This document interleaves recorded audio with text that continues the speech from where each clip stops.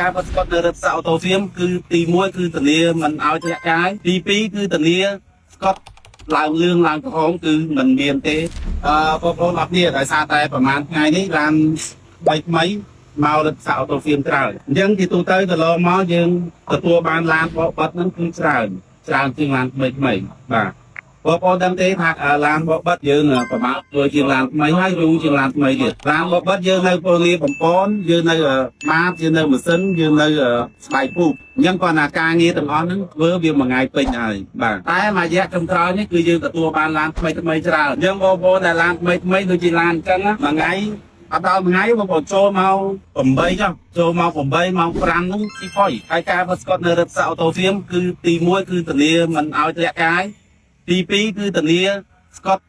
ឡើងលឿងឡើងក្រហមគឺមិនមានទេស្កុតបែបនេះគឺនៅរថសាអូតូហ្វៀមគឺមិនមានចំពោះសាច់ស្កុតក្រាស់ស្វិតឲ្យគុណភាពបាទបងប្អូនដឹងទេ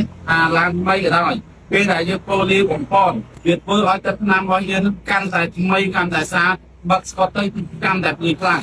បាទបើសិនជាបងប្អូនចង់បិទស្កុតបិទដូរពណ៌បិទការពារទឹកថ្នាំបងប្អូនកុំភ្លេចរថសាអូតូហ្វៀមកុំចាំដល់តែស្កុតមានបញ្ហាហើយមករថសាអូតូហ្វៀមបាទឡានថ្មីបងប្អូនណាមកដល់ច្រើនអរគុណ